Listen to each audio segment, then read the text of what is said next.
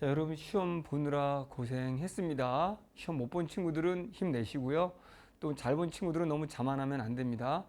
특히 시험을 못 본 친구들은 내가 뭐가 문제인지를 해설 강의를 통해서 자신의 문제점을 찾아보는 그런 시간을 갖는 게 굉장히 중요합니다. 우린 절망하기엔 너무 아직 시간이 많이 남았어요. 포기하지 않는 이상 우린 실패한 것은 아니기 때문에 여러분들 다시 시작해도 늦지 않고, 특히 국어는 특별히 엄청난 암기나 지식을 요하는 시험이 아니에요. 여러분이 알고 있는 것처럼 문학 작품을 많이 알고 정리하고 EBS를 달달달 해야 되는 그런 시험이 아니에요. 비문학 역시 지식을 엄청 알아야 되고 이과생들에게 과학적 기술이 풍부할수록 유리하고 이런 게 아니에요. 그렇기 때문에 철저하게 국어를 한마디로 딱 말하면 여러분들이 주어진 조건을 빠르게 논리적으로 읽어갈 수 있는 힘만 키우면 국어는 여러분이 지금 몇 등급이든 상관없이 반드시 1등급으로 갈 수 있는 과목이에요. 그런데 우리는 공부를 대부분 잘못하고 있기 때문에 점수가 안 오르는 거예요. 잘못하는 공부 방법의 대표적인 게 바로 지식적인 걸 공부를 하거나 정리 암기하려고 하거나 그리고 문제만 무조건 많이 푸는 거예요. 뭔가 내가 국어에서 가장 중요한 게 바로 80분 동안 16페이지를 내가 그 시간 안에 읽어갈 수 있는 힘이 있으면 되는데 그래서 그 힘을 키워야 되는데 그걸 하지 않고 다른 방식으로 한단 말이에요. 암기 과목처럼.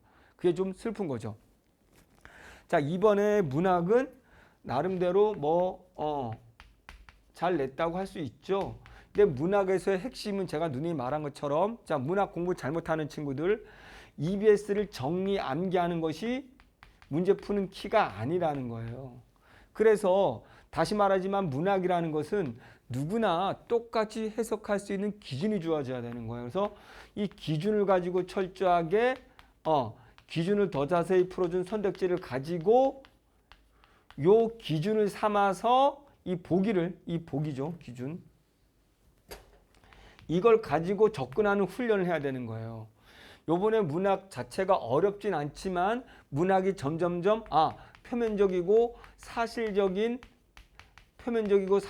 의미를 묻는 것이 아니라 어떤 핵심 시어들이나 또는 문장들의 이런 보기를 토대로 한 그 논리적인 어떤 의미 분석 능력을 묻고 있단 말이에요.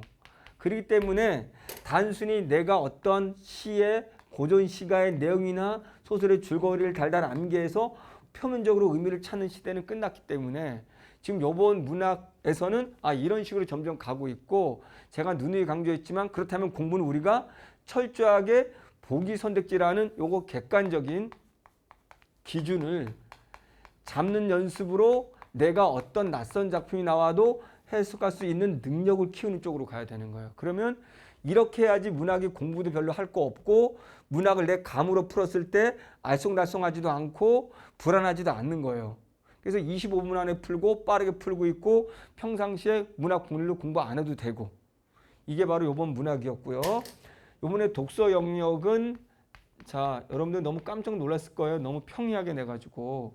그래서 우리가 특징이 지금 과학이라든가 사회계열, 법지문도 아니고 통계 이런 지문들을 굉장히 지문이 짧아졌고 내용도 굉장히 쉬워졌죠. 근데 우리가 여기서 하나 가능가해서는 안 되는 게 있는데, 수능하고 육군은 깊이가 다릅니다. 깊이가. 제발 부탁드리건데 여러분들 요번에 시험 잘 봤다고 이렇게 쉬웠다고 해서 다음에도 쉬울 거라고 생각하면 절대 안 되는 거예요. 6월하고 9월은 평가에서 이 정도를 했더니 애들이 이 정도 점수가 나와? 그럼 변별력이 없네? 그러면 요번에 쉬었으면 당연히 수능이 어떻게 될까요? 어려워지겠죠. 9월에는 어려워지겠죠. 매년마다 보통 6월은 좀 어렵고 9월이 쉽고 다시 수능이 중간 난이도거나 어렵거나 했단 말이죠.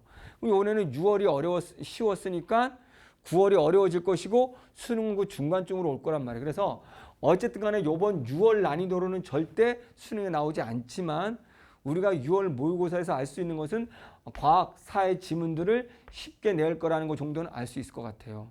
그래서 지금 이 과학, 사회 지문에서도 특히 보기 문제 보면은 계산 같은 복잡한 문제가 전혀 없다라는 거예요. 안 낸다고 했거든요. 그리고 두 번째 우리가 그렇다라면 이제 변별력을 내기 위해서 이런 계산하고 복잡한 문제, 이과생에게 유리한 문제를 내지 않기 위해서는 이과생들에게 유리한 문제를 내지 않으려고 한단 말이에요. 올해부터는. 그렇다면 여기에서는 인문 통합 지문에서 승부를 낼 거란 말이에요. 그래서 그나마 요 두 지문보다는 좀 더 길고 조금 더 어려웠던 게 이 부분입니다. 그러면 수능 날은 제가 예측한다고 봤을 때 요게 이거보다 훨씬 어려울 겁니다. 그리고 얘네들도 지문은 조금 더 길어질 겁니다. 그래서 지금 여러분들이 너무 이 독서 영역 이번 6월 걸로 여러분을 평가하면 안 되기 때문에 요번에는 쉽게 내려고 이렇게 한 것이구나. 그러나 우리가 여기서 얻을 수 있는 교훈은 과학 사회는 분명히 지문이 짧아지고 쉽겠구나. 그럼 여기에서 변별력을 내겠구나 라는 거. 그럼 문과생들도 여기에서 우리가 어렵지 않겠구나. 그럼 끝까지 한번 해보면 하겠구나. 그래서 누구나 다 1등급으로 갈 수 있을 거라고 보여집니다. 자, 그렇다면 우리가 독서를 잘하는 방법은 독서 능력은 하루아침에 늘지 않기 때문에 제가 해설 강의에서도 보여줬듯이 우리가 독서를 잘못하고 있는 친구들은 배경 지식을 배우고 있는 친구들, 분명히 말했죠. 이과생들의 유리한 배경 지식이 안 나옵니다. 그리고 모든 문장을 이해하려고 매달리고 있는 친구들, 지금 점점점 우리가 문학은 좀 이번에 좋아졌는데 독서도 분명히 어떠한 문장의 뜻풀이가 아니고 하나하나의 세부적인 문장의 의미를 묻는 것이 아니라 지금도 보면은 과학도 사회도 전부 다 인문지문도 계속 비교하는 거죠.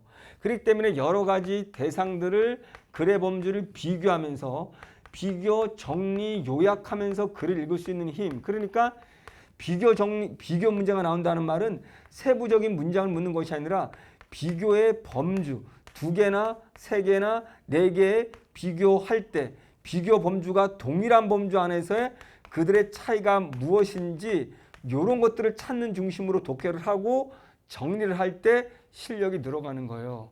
그렇기 때문에 반드시 독서하는 훈련을 하시고 지금의 단순히 내용을 받아 적거나 선생님들의 강의를 보면서 그 자료를 보거나 또는 그걸 가지고 집에 가서 복습을 하거나 이런 방식으로 공부하면은 내가 새로운 지문을 보고 좀 더 구조가 깊은 지문을 봤을 때 혼자 읽을 수 있는 힘이 떨어지거든요. 그러니까 제발 여러분들이 혼자 읽어갈 수 있는 능력을 키우는데 그 능력을 키우는 방법이 바로 여러분들 첫 문장을 보면서 나머지 그 한 단락에서의 문장들을 예측할 수 있어야 되고 첫 단락을 통해 가지고 본론에 전개될 내용이라든가 전개 방식을 예측해서 그것들을 핵심 문장들을 선별하면서 읽을 수 있어야 되는 거예요.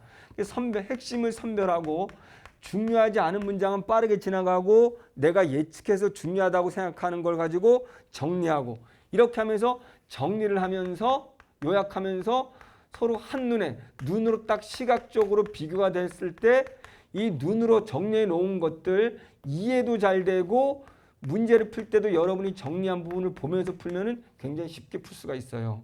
이런 식으로 여러분들이 공부해 나간다면 이제 9월도 수능도 아마 잘 볼 거라고 보고 시험을 조금이라도 못 본 친구들은 실망하지 마십시오.